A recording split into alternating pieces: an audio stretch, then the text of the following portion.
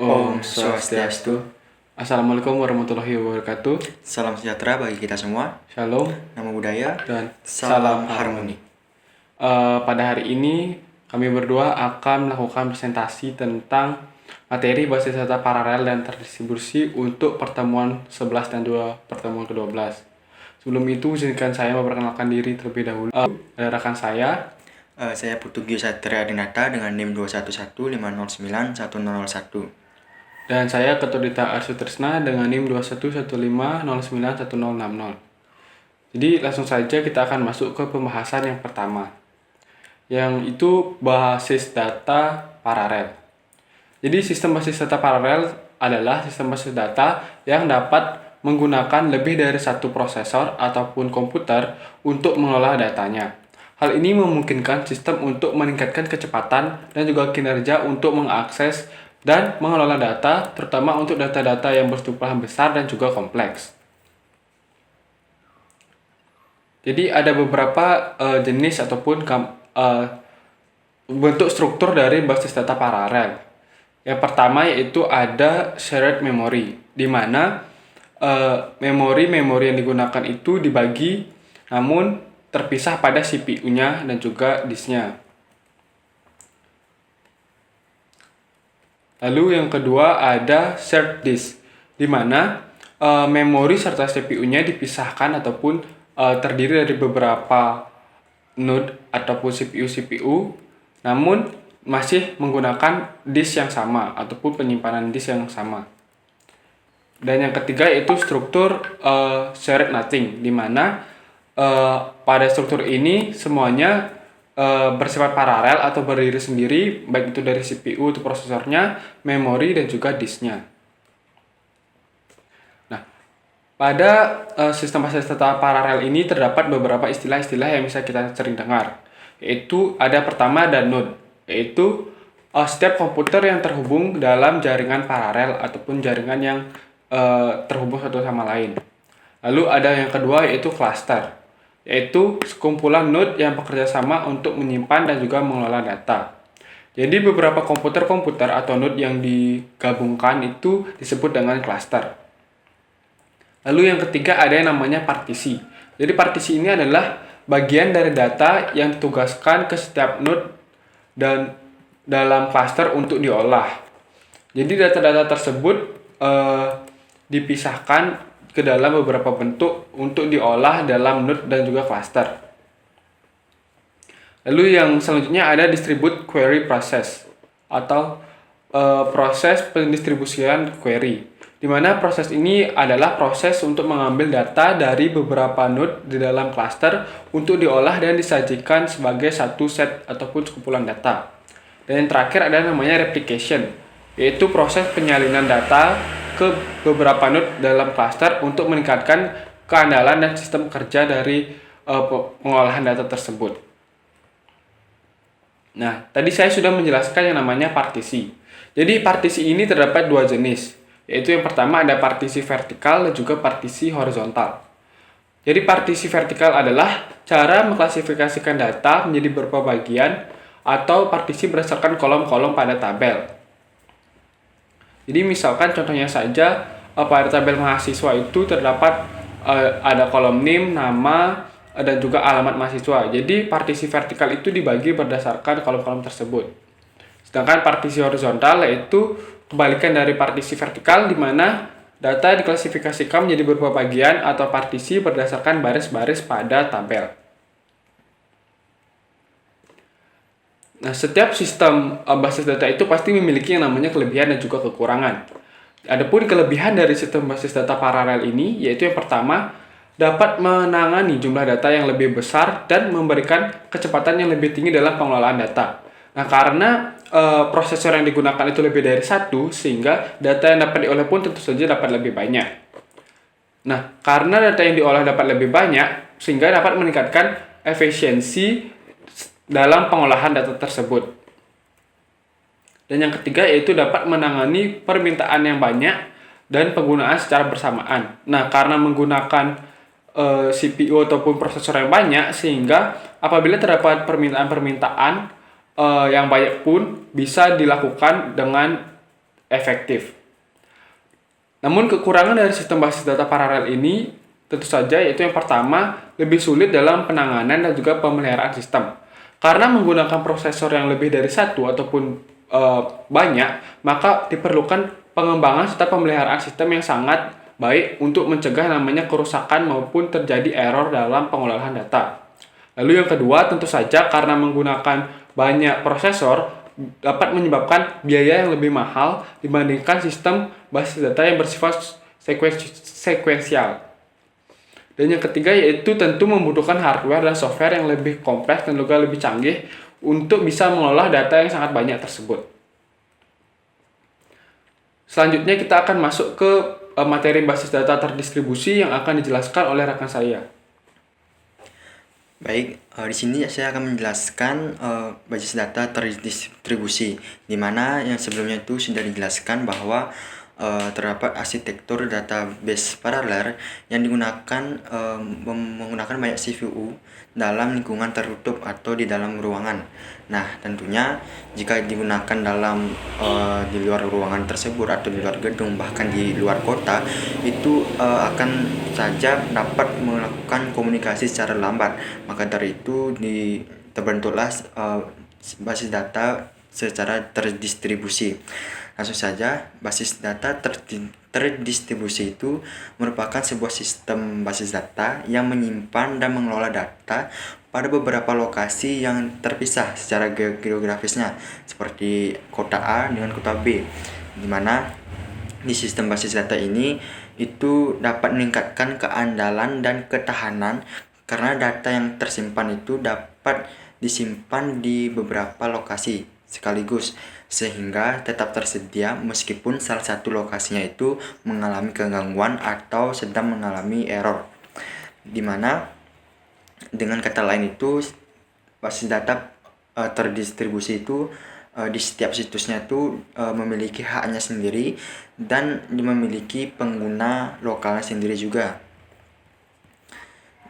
Lalu lanjut ke arsitektur dari basis data terdistribusi ini, di mana terdapat pusatnya yaitu komunikasi network, di mana itu terhubung dengan website atau situs-situs yang lainnya yang berada di lokasi geografis yang dibilang lumayan jauh.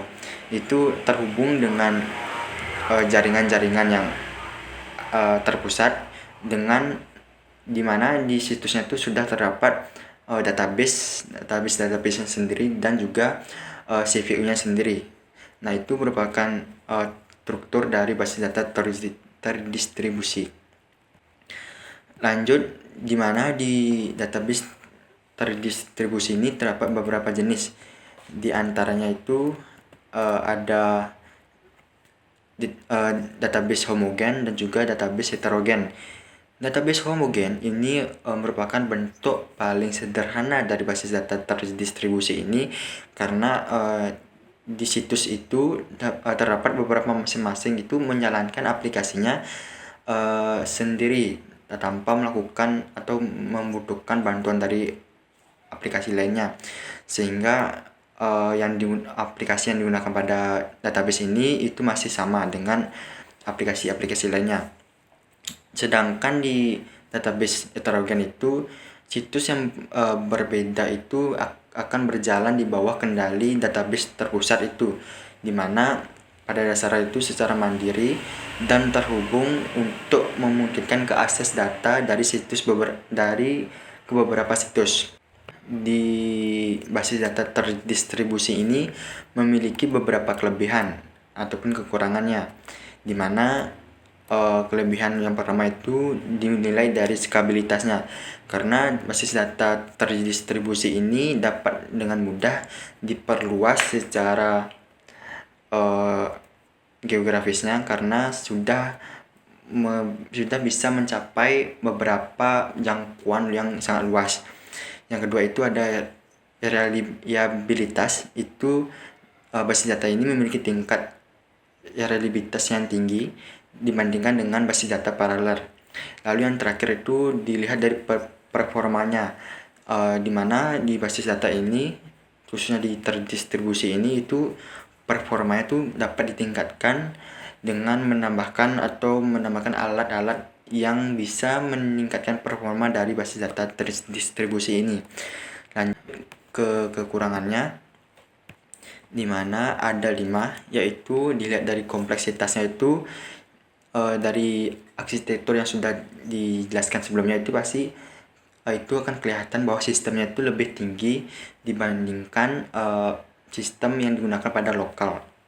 Lalu untuk yang kedua itu kebutuhan, di mana di bagian kebutuhan ini basis data terdistribusi ini lebih canggih untuk mengelola data-data yang ada atau data-data yang masuk dari beberapa situs yang nantinya akan mengakibatkan lambatnya data yang masuk ke database tersebut.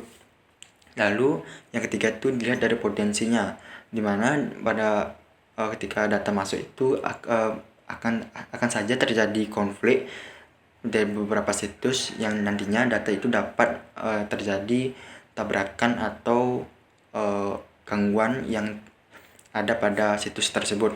Lalu yang keempat itu pastinya ada biaya, dimana di biaya ini pasti itu lebih tinggi dibandingkan dengan basis data paralel karena memerlukan banyak alat atau bahan yang digunakan pada basis data ini.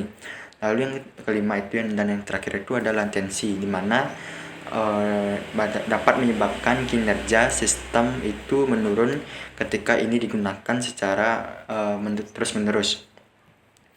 Lanjut, mana ketika sudah kita menjelaskan kekurangan dan kelebihannya, di sini terdapat perbedaan antara basis data paralel dan juga basis data terdistribusi. Di sini kami sudah menyiapkan 3 perbedaan, yang dimana perbedaan pertama itu dilihat dari lokasinya, dimana node dari database terdistribusi ini berada di lokasi yang berbeda atau geografisnya itu berbeda. Sedangkan node dari database paralel ini berada pada di lokasi yang sama atau contohnya itu di dalam gedung. Lalu yang kedua itu ada kecepatan eksekusi, di mana database terdistribusi ini lebih lambat dibandingkan dengan database paralel, yang dimana database paralel itu mengolah datanya itu secara internal saja atau di dalam gedung. Lalu yang terakhir itu ada overhead, dimana pastinya overhead yang diakibatkan dari database terdistribusi ini lebih tinggi dibandingkan dengan overhead database paralel, yang mana database paralel ini akan lebih rendah overheadnya. Lanjut ke dalam database terdistribusi ini terdapat beberapa arsitektur, tentunya itu ada 3, dimana yang pertama itu ada arsitektur klien atau server, lalu ada kolaborasi sistem server, dan di tengah-tengah itu ada sistem perantara yang menghubungkan antara arsitektur klien dengan kolaborasi sistem server itu, dimana arsitektur klien server ini itu mereka membagi menjadi 2 komponen, yaitu klien dan server, yang masing-masingnya itu biasanya dijalankan pada sistem yang berbeda. Klien itu adalah pengguna sumber daya, sedangkan servernya itu merupakan penyedia sumber daya itu, dimana arsitektur klien atau server ini memiliki 1 atau lebih proses yang diakibatkan oleh klien maupun server. Namun aplikasi dan alat itu diledakkan pada 1 atau lebih yang digunakan oleh klien dan terhubung ke sistem manajemen basis data yang berada pada server yang sudah disediakan oleh sistem tersebut. Lanjut ke batasan arsitektur klien atau server yang dijelaskan oleh rekan saya. Baik, langsung saja di sini saya akan menjelaskan tentang batasan arsitektur dari klien atau server. Jadi arsitektur klien atau server ini tidak akan mengizinkan suatu query untuk menjangkau beberapa server yang ada. Jadi query-query tersebut dibatasi untuk bisa diakses.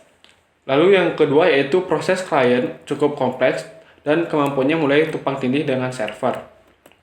Nah, untuk mencegah hal tersebut, terdapat hal ini bisa dicegah agar tidak adanya tumpang tindihan. Maka dari itu klien dibatasi arsitekturnya untuk agar tidak tumpang tindih terhadap server.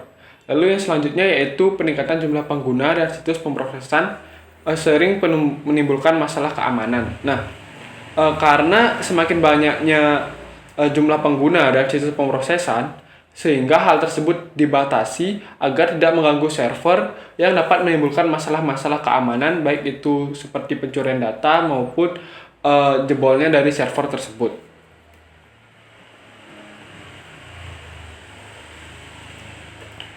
Nah, jadi arsitektur klien atau server ini adalah mereka yang beban kerjanya terkait dengan database dan dibagi menjadi dua komponen logis, yaitu antara klien dan juga server yang masing-masing biasanya dijalankan pada sistem yang berbeda yang tadi sudah dijelaskan oleh rekan saya. Nah, di sini saya akan kembali mengingatkan di mana adapun komponen-komponen utama dari arsitektur klien dan server ini, yaitu yang pertama, klien ini berbentuk workstation cerdas yang dimana sebagai titik kontak penggunanya. Lalu klien juga menggunakan jaringan komunikasi yang menghubungkan klien dan juga server. Jadi ada jaringan komunikasi yang menghubungkan kedua belah pihak tersebut.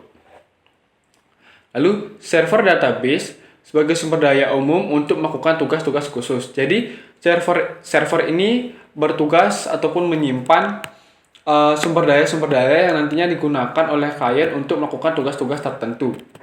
Dan aplikasi yang menghubungkan klien dan server serta jaringan itu menjadi satu kesatuan untuk membentuk sebuah arsitektur database. Baik, itu tadi merupakan presentasi dari kami. Tidak lupa sebelum kami menutup presentasi ini, kami tutup dengan kesimpulan, di mana dengan diantara kedua basis data tersebut, antara basis data paralel dengan basis data terdistribusi, itu memiliki perbedaan yang sangat cukup banyak, di mana ketika kita ingin mengimplementasikan atau menggunakan basis data itu, kita harus memperhatikan antara kompleksitas penggunaannya, di mana kita akan menggunakan itu secara besar atau kecil, dan kita harus melihatnya dari biaya, karena itu sangat penting digunakan atau diperhatikan ketika membangun atau mengembangkan suatu arsitektur informasi. Sekian dari kami, jalan-jalan ke Pulau Jawa, jangan lupa membeli es kelapa. Sekian presentasi dari kami berdua, terima kasih dan sampai jumpa. Om Santi Santi Santi Om. Assalamualaikum warahmatullahi wabarakatuh. Salam sejahtera bagi kita semua. Salam, Namo Buddhaya. salam harmoni.